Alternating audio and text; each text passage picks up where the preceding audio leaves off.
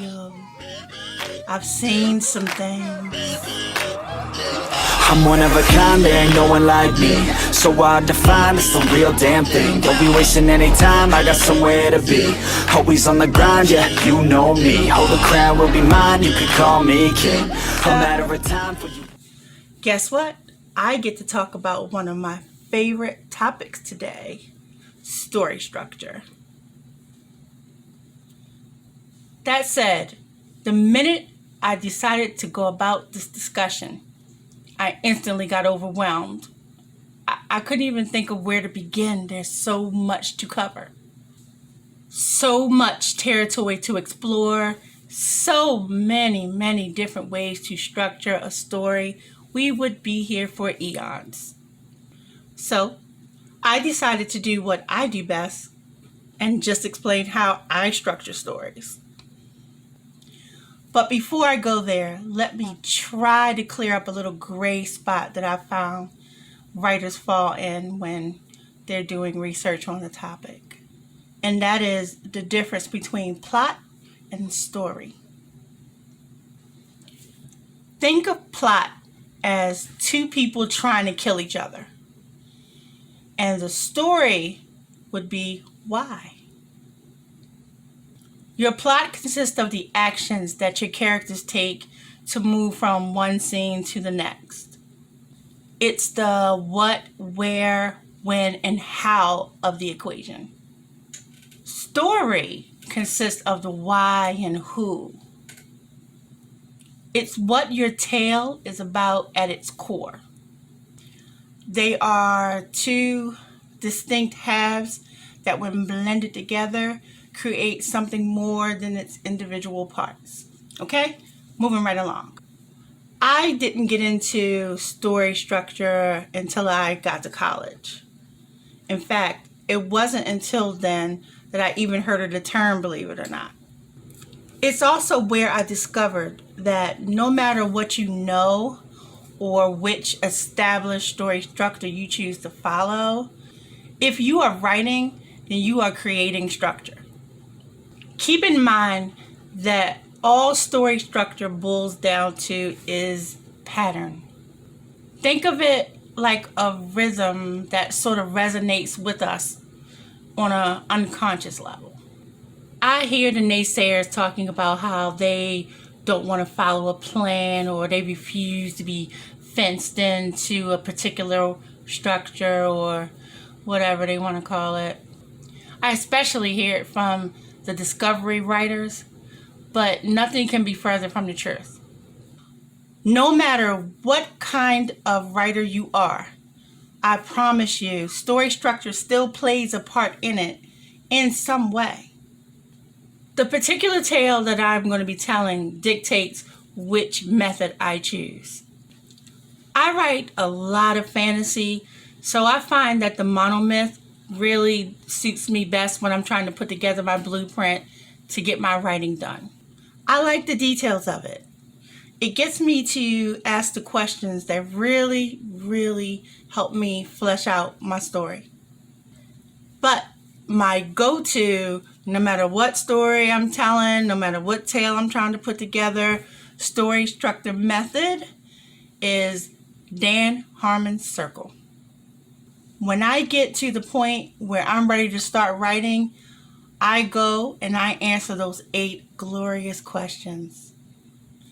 I discovered that doing so helps me with everything from outlining to figuring out the blurb. A quickie about the circle: it consists of 4 quads and 4 intersections that look like this. And those 8 points make up the circle. A character is in a zone of comfort, but they want something. They enter into an unfamiliar situation, adapt to it, get what they wanted, pay a heavy price for it, then returning to the familiar situation, having been changed. An even simpler breakdown is this: Just so you know, I like pie slices, so my circle looks like this, but it's still the same information. I use this to get to the nitty-gritty of the situation simply by answering the questions for each slice. You need to go search for something, find it, take it, and then return having been changed. The main benefit of using this method as opposed to all the others is its focus on characters. Also, it's just easy to apply to the majority of stories out there. So I have this idea for a more grown-up, contemporary, yet still magical and fantastical retelling of Goldilocks and the Three Bears. I have some ideas of stuff I want to do in it, some scenes I know I want to put in, instances that I know I want to happen, all that good stuff. I have already completely did my dumping. Now I'm ready to give it a little structure so that I can move forward with telling the tale.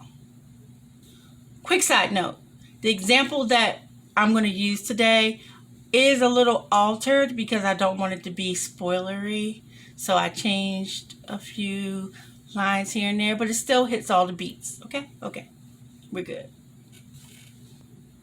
Talia Ken wants to be able to feel again before she dies.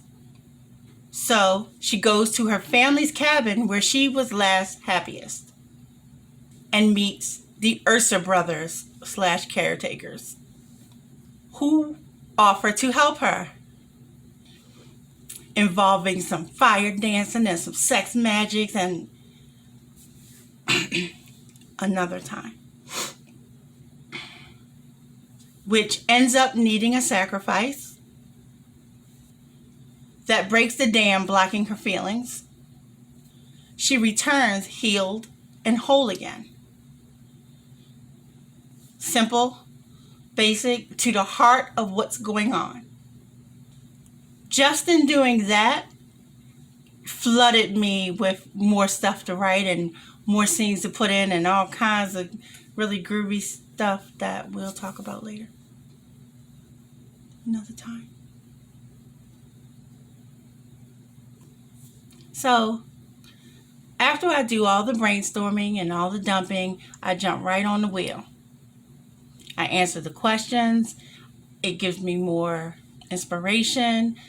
I write out more little notes here and there.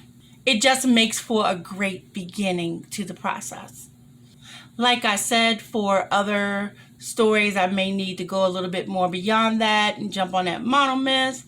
But each story is different, so you never know. But starting with Harmon's wheel gets me going.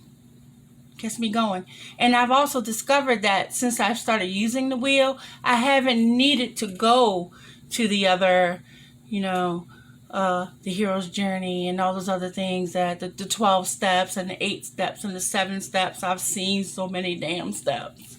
Harmon's wheel just lays it out for me, gets me going.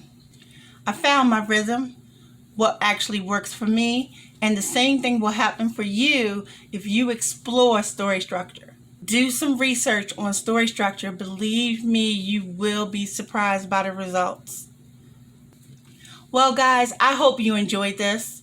And please remember, you hold the power as long as you are driven. Sometimes I'm feeling high, but sometimes I'm feeling low. I wanna stay inside, I could call my bed my home. I've been trapped inside my mind, that's what keeps me in the zone. I think that I'll be fine, but I do not really know, yeah. It's too late for me, not too late for you to be great, you see. The pain's worth